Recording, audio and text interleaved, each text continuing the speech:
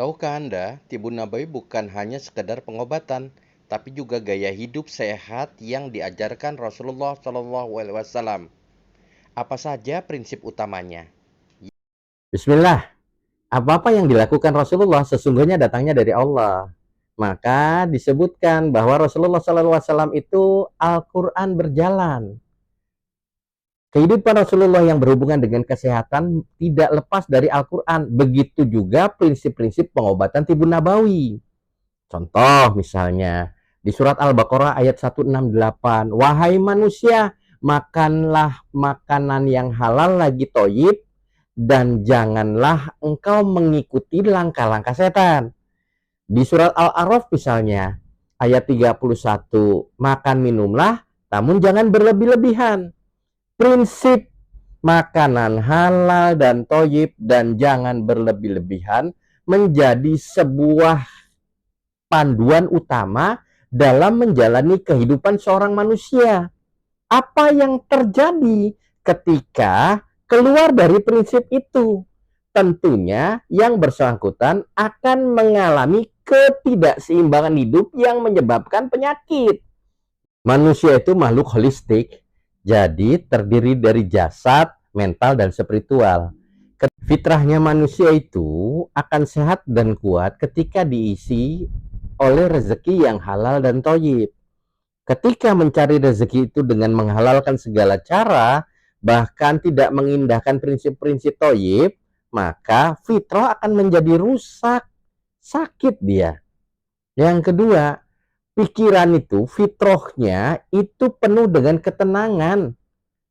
Ketika selalu diisi dengan pengen menang terus, pengen senang terus, maka yang namanya tenang pelan-pelan tersingkir tuh. Mulai timbul yang namanya keraguan-raguan dan kecemasan. Fitrahnya yang namanya perasaan itu diliputi cinta dan kasih sayang. Tapi kalau selalu diisi penuh dengan kemarahan, kesedihan, ketakutan, itu yang namanya cinta dan kasih sayang pelan-pelan menjauh dia. Yang hadir adalah kebencian, dendam, dan lain sebagainya. Dan ketika bicara tentang ruh tuh, ada segumpal daging. Kalau segumpal daging ini sehat, semuanya jadi sehat. Apa itu namanya? Kolbu, gitu ya. Nah, di kolbu inilah sebuah kebahagiaan itu terletak. Kalau istilah sederhananya, yang namanya kebahagiaan itu didapatkan dari kualitas ibadah kita yang sempurna. Artinya, kalau nggak pernah melaksanakan ibadah apa-apa yang diperintahkan Allah, bahkan melanggar perintah Allah, melakukan maksiat, boro-boro itu yang namanya bahagia hadir, pelan-pelan tuh hidupnya jadi berantakan. Nah, konsep yang namanya makan yang halal, memakan sumber daya yang halal, memasukkan sumber daya yang toyib, dan tidak berlebih-lebihan, itu menjadi panduan utama dalam menjalani kehidupan agar jasad, pikiran, perasaan, dan kolbunya sehat. Ketemu tuh yang namanya sehat walafiat. Prinsip utama berikutnya dalam At-Tibun Nabawi, sebuah gaya hidup yang dijadikan metode pengobatan adalah hukum tawazun atau hukum keseimbangan seperti yang disampaikan dalam Al-Quran di surat Ar-Rahman ayat 89, agar kalian jangan merusak keseimbangan itu dan tegakkanlah keseimbangan itu dan jangan sekali-sekali mengurangi keseimbangan itu. Dalam prinsip mencari penyebab penyakit, bukan fokus pada nama penyakitnya, tapi mencari akar penyebab penyakitnya. Dalam kitab At-Tibun Nabawi yang disampaikan oleh Imam As-Suyuti, itu disampaikan bahwa sebab-sebab sakit itu ada 6 perkara.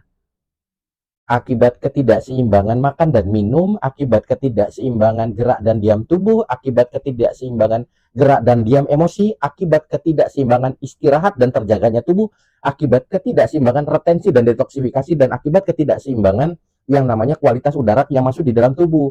itu adalah penyebab penyakit utama, terutama penyakit-penyakit kronis dan degeneratif yang terjadi pada hari ini. Misal, ketidakseimbangan gerak dan diam tubuh. Fenomena hari ini kalau ditanya orang lebih banyak magernya daripada olahraga. Apa yang terjadi? Penyebab kematian penyakit tidak menular yang namanya stroke, yang namanya sistem kardiovaskular, jantung, serangan jantung itu gara-gara itu yang namanya tubuh jarang bergerak. Yang kedua, misalnya ketidakseimbangan makan dan minum.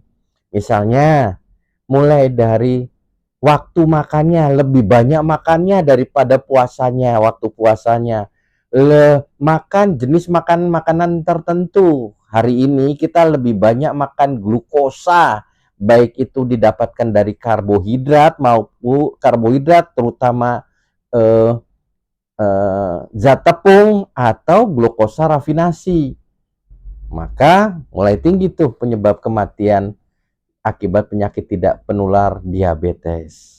Kalau ini prinsip-prinsip keseimbangan ini dijalankan, maka insya Allah yang namanya sehat atau kekuatan fitrah seseorang akan terjaga sehingga dia punya kemampuan bertahan terhadap serangan penyakit dan menjalankan fungsi organ dengan normal. Sahabat, prinsip-prinsip utama Tibun Nabawi yang mana yang sudah Anda jalankan? Tulis di kolom komentar, dan jikalau ada pertanyaan seputar pengobatan Tibun Nabawi, silakan, siap menjawab. Demikian, salam relawan edukasi bersama, berbagi bersama dari International Islamic Medicine Foundation. Salam sehat. Wallahu a'lam bishawab. Wassalamualaikum warahmatullahi wabarakatuh.